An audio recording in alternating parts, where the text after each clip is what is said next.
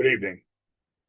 For those that don't know me, my name is John Grillo. I'm assuming most of the people who see this are going to know me. They're my friends. It's about, what is it, 8:15 p.m. on Monday, October 27th. Of course, I wanted to do this a lot earlier, but now it is what it is. Today is the 41st anniversary of my mom's passing. My mom passed on this day in 1984. And I never let the day go without doing some kind of tribute to her, mostly on a post where I write something and show pictures. And when I finish this video and post it, I'm going to add the verbiage I wrote last year, which I'll tell you about, and the pictures and some pictures with this video. Now, excuse me. Now, I basically, because my tagline is that I've developed for my coaching practice is mind, money, muscle, miracles. And the reason why I added miracles was because I've experienced a lot of miracles ever since I was a little kid. I've seen, I've seen miracles. I've seen things that um, that tell me there's more in this world than we know. And if you're like a cynic or agnostic or an atheist or a scientific skeptic and you think it's BS, good for you. That's all I got to say is good for you. But I believe in science, but I also have a very open mind. So that said, let me tell you quickly what happened on the 40th anniversary of my mom's passing last year. I'll go back to the 30th anniversary of her passing when I decided, hey, it's been 30 years. I put a little thing in the Newsday, uh, recognizing in memoriam. And I also got, because I'm a leader of my family, I was always a leader of my family. I always got people together. Uh, the dynamics of my whole family has changed because our matriarchs and patriarchs are almost all gone. Even the relationship with my cousins has changed. They have their own families, and we all have our own families, and that's changed. But this thing on the 30th anniversary completely changed how I was with my brothers and sisters. Um, but as a leader, I decided to get the family together on the 30th anniversary of my mom's passing. I had always done that. I remember looking at Super 8 millimeter movies, and the family on my grandmother's side, my mom's side, and the family on my grandparents' side, on my dad's side, my aunts and uncles there, my aunts and uncles there, they would always be together, like a lot, the two families. And they were these kitchens that were fairly big, but there was like a million people in there playing cards around the table, drinking wine, having dessert, having espresso, having eating. And it would always astound me how they were always in these, together. So when I bought my house in Mineola, which I've been here 34 years, I knew like those two sides of the family didn't see each other for a long time. So I had a barbecue and I had my father's uncles, aunts and uncles that were still left come. I had my mom's sister and and whoever was around from my mom's side come. And these people saw each other for the first time in many years. And that's the type of things I always look to do because I believe in family a lot more back then. I still do, but like I said, the dynamics have changed. So um, I decided 30-year anniversary. My cousin had a restaurant, Little Italy, in Manhattan. I got my brothers and my sisters, and my brother's wife came, my wife, my son, my cousins came. There's probably, I don't know, 20 to 30 of us, give or take. And we had what I thought was a tremendous, great day. And then, like the next day, Tuesday, Monday, Tuesday, I started getting rumblings. I started getting calls. I have twin sisters. One of them passed away. It'll be 2 years in January. I can't believe it's been 2 years already. Um, and so it's going to be 2 years.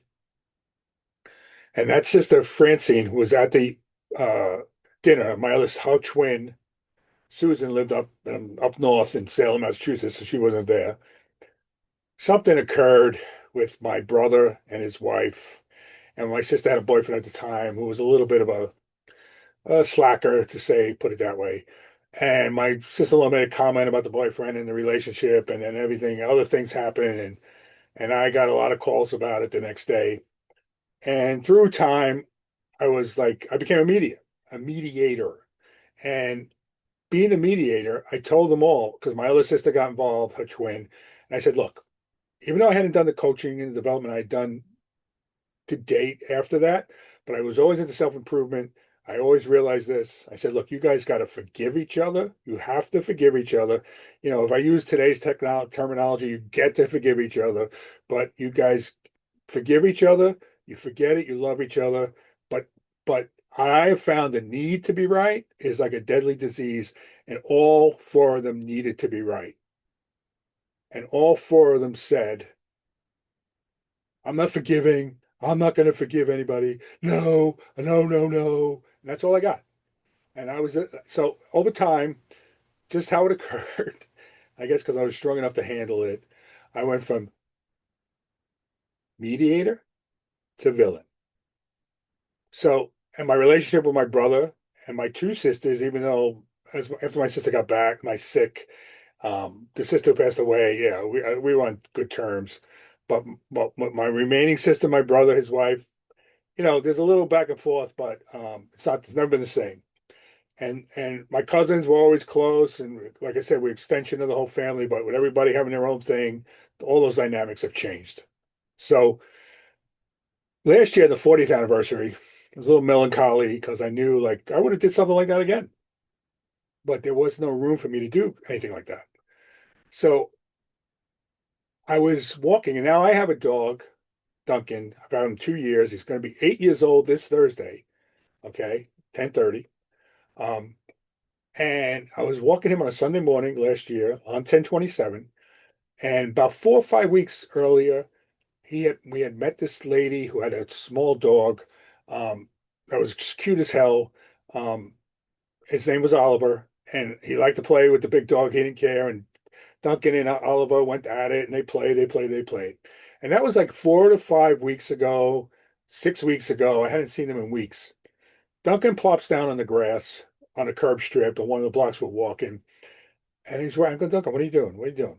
Why are you like, why are you there? Why are you like not moving? And I think I was convinced he smelt Oliver. And Oliver comes walking down the street and they played again. And then when they stopped playing, okay, have a good day, have a good day. And then I said to the lady, oh, by the way, what's your name? And she said her name is Barbara. And of course, that's my mom's name. So on the 40th anniversary, when I was feeling all this stuff and always looking for signs and figuring out things, or not even looking for signs, but waiting to see what will occur, what life will bring me, what the universe will bring me, how it will unfold. This lady said her name was Barbara. And again, you want to be scientific, skeptical, agnostic, atheist, good, good. We used to say Bafangul, right? Um, basically, her name could have been a million names, but it was Barbara. And it like floored me. And I think I welled up. And it gave me like another outlook. Okay, somehow, somewhere, that sign told me it's okay. And now yesterday I was anticipating like, okay, I feel like something's going to happen tomorrow. What's going to happen tomorrow, today, which is today? And some things did happen. They weren't all good, but they weren't all bad. And I wound up, and I won't go into those, obviously. Well, this will be 4 hours, uh, but I wound up, okay, today's the day. Now, I'm going to put, like, it's been my tradition to do a post with a write-up and the pictures. And last year I wrote about the 1986 Mets because today is also not only the day of the anniversary of my mom's passing, but it's the 86 to 25. It's the 39th anniversary of the New York Mets winning the World Series on 10/27. And the way they won the World Series on the second anniversary of my mom's passing was that the Sunday game that they were supposed to play got rained out, and they played on Monday. And I'll just say I went to the Saturday night game, which was the famous Game 6, where the ball went through Bill Buckner's legs, and the Mets were like 2 outs, 2 strikes. They're about to lose the World Series. I slumped in my teeth. I slumped in my seat. Oh wow, they're going to lose. And then all of a sudden, this miracle happened. It's listed as one of the greatest games ever in all of baseball. And I was there with my friend Charlie. And that's a long story how we got there. But I'll only say this. I did a computer upgrade that day. in Wall Street area at a building called 150 William, and it was a upgrade that had never been done before. It scared the management I worked for. They were scared that it would mess up. I took the whole building down on my side. I had the whole building down myself, right? It was me, myself, and I, and a vendor from the company that had the computer work. He was there to help me. Um, we started at 6 a.m. We thought we'd be done by 2.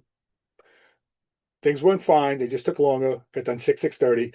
Me and my friend Charlie went to the game at in the fourth inning. In fact, there was a famous parachutist in the first inning. We missed the parachutist. We got there in the first inning, but the game went 10 innings, and we saw this great miracle game. So everything was fantastic. During the day, I went back and forth between 150 William and 37 Wall Street, which was a half a mile. I had to get equipment. I had to get this. I had to pick up this. I had to do this. On the way, there was a guy across the street. Excuse me. There was a guy across the street. I take a sip of water. And the guy across the street was homeless. And in 86, there was a lot of homeless people who reeked. I mean, reeked. I could smell this guy from across the street. So every time I went back and forth, like I said, 7, 8 times. So that makes 14 trips, 16 trips. I smelled him like really bad. But now when I think back in retrospect, all the events that happened with that upgrade, with the game that went that night, with how I got my friend Charlie to go, who was a coworker, that's a big long story.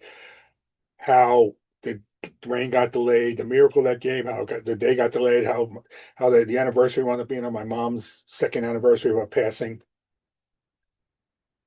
That to me, that homeless guy, I know this might sound crazy again for your agnostic scientific skeptics, Bafangul. Um, that guy was an angel. I believe he was an angel. And I've seen in my life 3 to 4 homeless guys that I felt in retrospect. Well, maybe maybe 4. As I look back to when my experience around them was, I said, I think these guys were angels. I really do. So I'll say I tell this story again. I want to acknowledge my mom's passing on her 41st anniversary.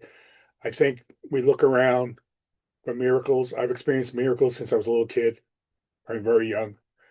Uh, I believe it's. I believe. I'm certain. I have certainty. I remember the very. It wasn't the first time. I think it was the first time. I opened my eyes. It's like I opened my eyes. I had this big memory, this big instant photograph taken, and then I shut my eyes, and I don't remember the next time I opened my eyes after that. Um, so I've been attuned to miracles my whole life, and they're out there. And you don't look for them. You don't look to make them happen. They just happen, but you get attuned to them. And and I didn't have a miracle occur today, but I just had some things occur. So I don't know. This is long, and I don't care. Jimmy crack corn, and I don't care. I haven't made a video in a while. Well, like they say in my country, a Vladio. No, I'm kidding. But um, and I'll put this out there. God bless you all. I hope some of you watch this, and I'll see you later. We have to perfect this thing. I could video edit it, but I have to. When you stop recording, you have to do it like that. I should get a remote, but anyway, God bless you all. Let me look at the camera. I'm looking at you people. Bye bye.